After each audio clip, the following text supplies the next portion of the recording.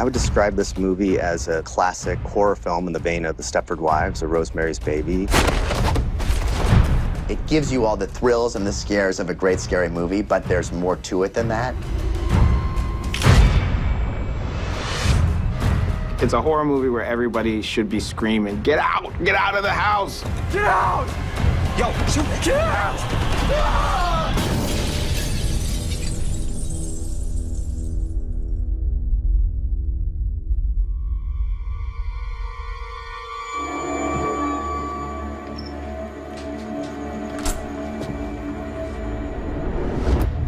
Do you smoke in front of my daughter?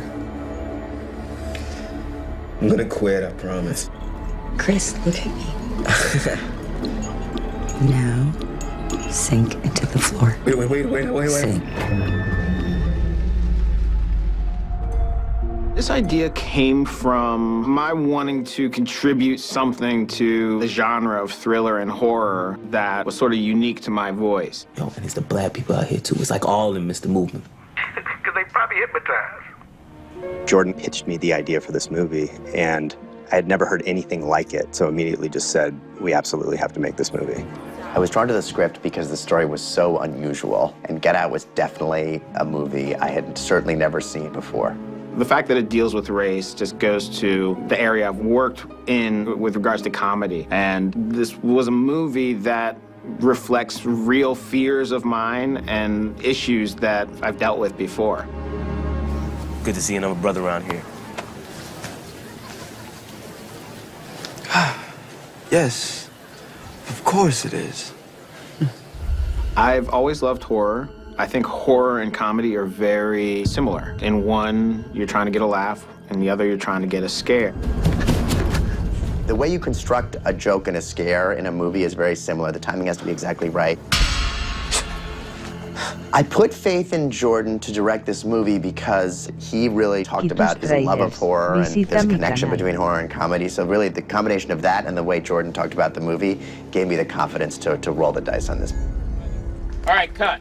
The way we're going to do it is we're going to start on Dean as he's going and start drifting back. And we're going to think it's like bingo or something, and then the picture comes in. I would never know this was his first time directing, and this is my first time doing a movie, so I feel like we're kind of in it together. Everybody, really good work, really good work. He's able to interpret his direction in a way that I think only another comedian/actor can, and so that's actually really great. That's the right energy. Just give it to me just like that one more time. Even more dialed into Chris. I'm such a huge fan of his that I didn't have to be in his movie. I would have done yard work for him. Working with Jordan is collaboration at its best. He gave me a note yesterday that was like, you got the secret that you really want to tell, but you can't. And I think that it just lit up my 5-year-old self. It was like, secrets! Well, I should get back to work and mind my own business. The trick with this movie was to make sure that nothing so crazy happened so fast that we wouldn't believe the characters would even stay in this situation. It's more about suspense, you know, and that's why the script's so good. It's more about the anticipation.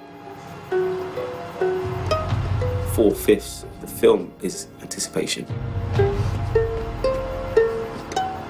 I wanted to make sure that the hero in my horror movie never does anything that we wouldn't do, because I hate that in a movie, especially in a thriller, when you want somebody to just pick up the phone, call the damn cops. Would you get out the house? We gotta go right now. Is that okay? So I allowed Chris to be actual smart, logical human being because it's more satisfying. All I know is sometimes, if there's too many white people, I get nervous, you know. Chris, I want to introduce you to some friends. The garden party is a scene that is a great representation of what the movie is. And everybody that speaks with Rose and Chris is bringing up their connection to the African-American culture. Gordon was a professional golfer for years. Oh, you kidding? Well, I can't quite swing the hips like I used to, though.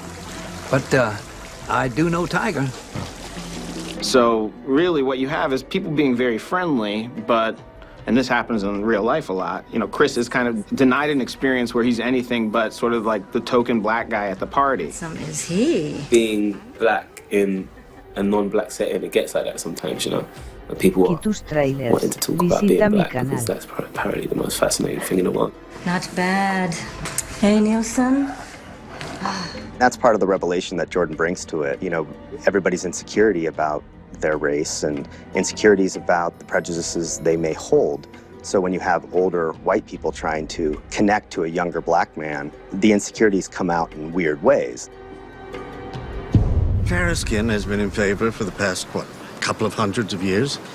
But now the pendulum is swung back. Black is in fashion. We learn the party is actually an auction, and they're auctioning the bodies of young black men. The auction is what the party is all about.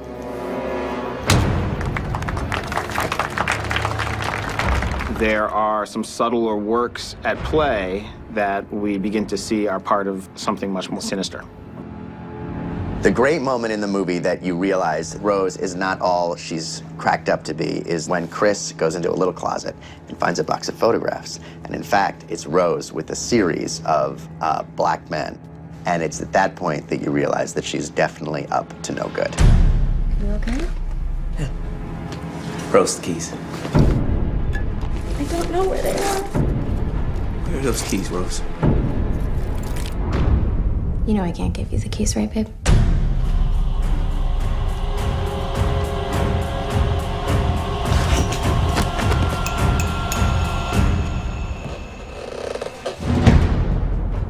This movie is about a lot of things. It's definitely about the way America deals with race and the idea that racism itself is a demon. It's an American monster. Why us? Huh? Why black people? The greatest forms of horror unveil the social commentary that leaks beneath the surface of our society. That's actually why I love the movie more than anything else, is what the themes were and what it says about race and racism. Working on Jordan to see how he sees the world, and only he could tell his story, being in the position that he is in and the perspective that he's viewing this from. I think this movie is gonna spark a lot of conversations and end up being pretty culturally significant. First and foremost, I always want to entertain more than anything else. So I hope that it's fun, they're scared. After that, I hope that they have a discussion about race or horror films that they haven't had before.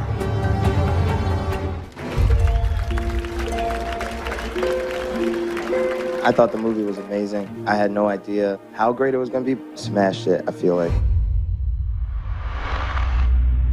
I wanted to make a movie where people just scream at the theater, you know, get out the fucking house. And I think I achieved that. It's surreal being here, even with like, you a genius, man. Y'all are like stars and I'm in a movie with y'all. And then Chance is hosting this thing. This all Chicago, South Side, the West Side. It's just, this is amazing. I'm excited, yeah. This is dope. Mark. And action. Jordan, when did you start writing the film? When President Obama was elected, we entered this era that I call the post-racial lie. We got a black president, it's done, we're past it.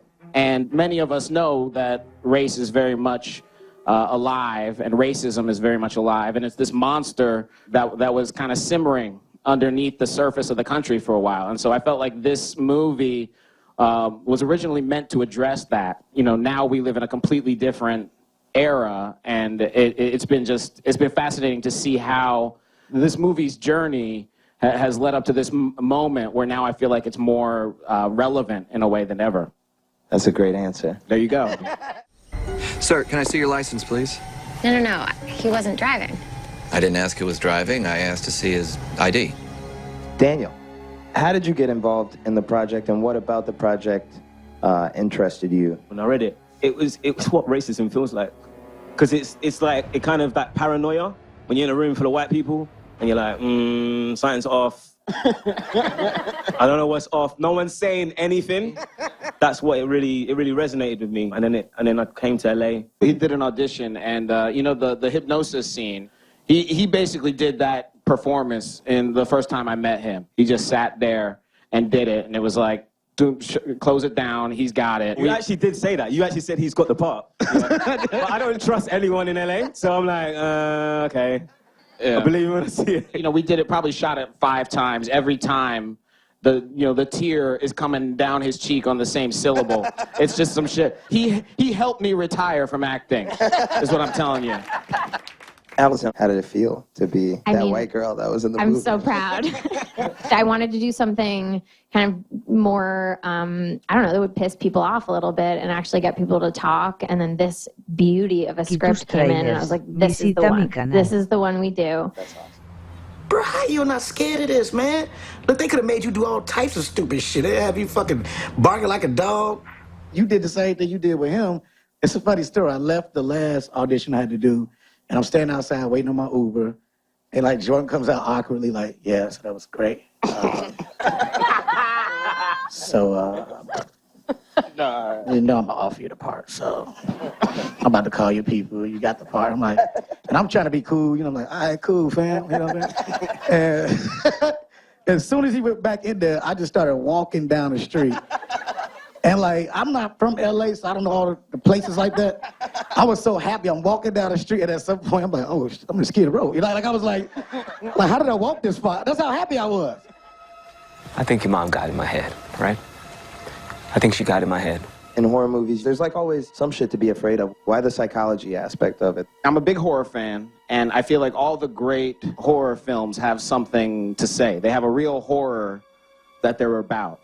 And I felt like the issue of racism and the psychology of racism had been ignored in this genre.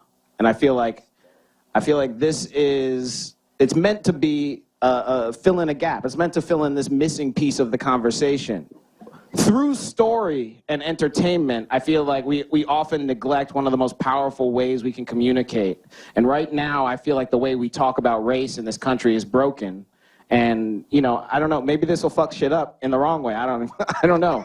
But I do feel like art and communication is like, that's the one tool we have against the true horrors of the world, which is violence.